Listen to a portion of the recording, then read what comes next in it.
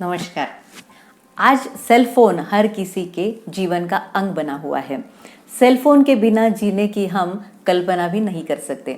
आज के modern era में हम mobile, laptop, wifi, internet, computer इन सब पे डिपेंड से हो गए हैं। कोविड पैंडेमिक जैसे सिचुएशन में तो सब ऑनलाइन ही चल रहा था, इनफैक्ट चल भी रहा है। लेकिन हम लोग ये भी जानते हैं कि मोबाइल के जितने यूजफुल इफेक्ट है उतने ही उसके साइड इफ़ेक्ट भी है।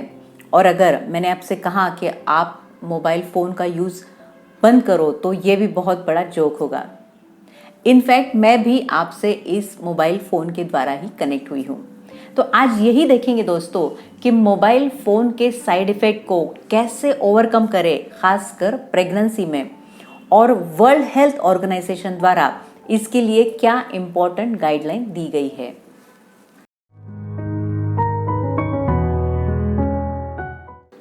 मैं डॉक्टर अंजलि आवारी पुणे से और आप देख रहे हैं अमृत गर्भ संस्कार।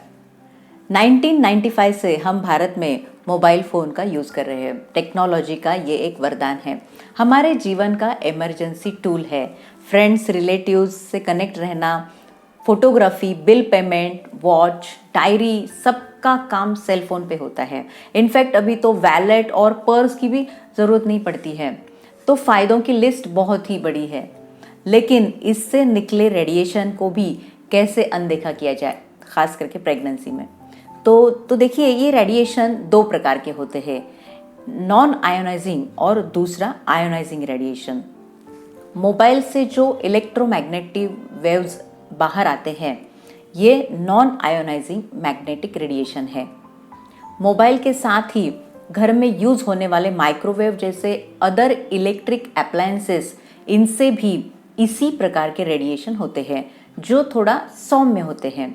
लेकिन x ray, CT scan, MRI machine, इनसे जो रेडिएशन आते हैं वो आयोनाइजिंग रेडिएशन होते हैं जो बच्चों को बहुत ही हार्मफुल होते हैं। इसीलिए हम डॉक्टर्स प्रेगनेंसी में ये टेस्ट अवॉइड करते हैं। मोबाइल से निकले वेव्स का ब्रेन सेल से डायरेक्ट संबंध आता है और उससे सेल की कार्यक्षमता पर असर होता है। रिसर्च में ऐसे भी सामने आया है कि इस रेडिएशन से सेल के डीएनए की भी हानि होती है। जेंट्स में मोबाइल का ओवर यूज इनफर्टिलिटी का भी एक कारण हो सकता है। इस रेडिएशन से स्पर्म काउंट पर भी असर होता है, क्योंकि जेंट्स हमेशा अपना मोबाइल फ्रंट पॉकेट में रखते हैं, तो ये भी अवॉइड करना चाहिए। वैज्ञानिकों ने मोबाइल का ओवर यूज करने वाले प्रेग्नेंट मदर का स्टडी किया। इसके निष्कर्ष में ये सामने आया कि उन्होंने जन्म दिए गए बच्चों में बहुत सारी बिहेवियरल प्रॉब्लम्स थी, चिड़चिड़ापन था। लगभग 1300 बच्चों का इस रिसर्च में समावेश था।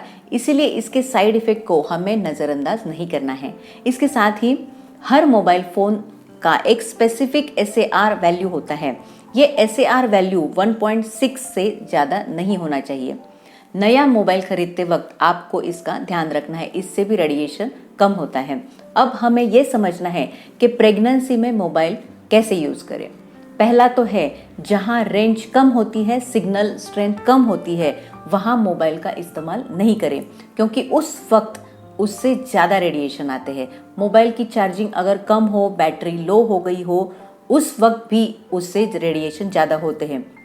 तो इस हालात में आप फ़ोन यूज़ मत करें। प्रेगनेंसी में जितना हो सके लैंडलाइन फ़ोन का यूज़ करें। आप स्पीकर मोड पे भी बात कर सकते हैं। मोबाइल को जेब में बॉडी के साथ सटा के नहीं रखना चाहिए। हैंड्स फ्री या हेडफोन इसका यूज़ करें। सोते समय मोबाइल फ़ोन तकिए के नीचे अथवा सिर के बाजू में नहीं रखना चाहिए। रात को फ़ोन स्विच ऑफ करें, नहीं तो फ्लाइट मोड पे रखें। अगर आपका वाईफाई हो तो भी आप उसको रात में स्विच ऑफ करें। ये सब सावधानियां बरतने से आपका रेडिएशन का एक्सपोजर कम होगा और आप सेफली मोबाइल फ़ोन का यूज़ कर सकेंगे।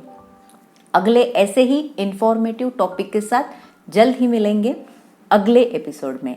तब तक मोबाइल की जगह क्यों ना अपने नन्हे बेबी से ही कुछ बातें की जाए।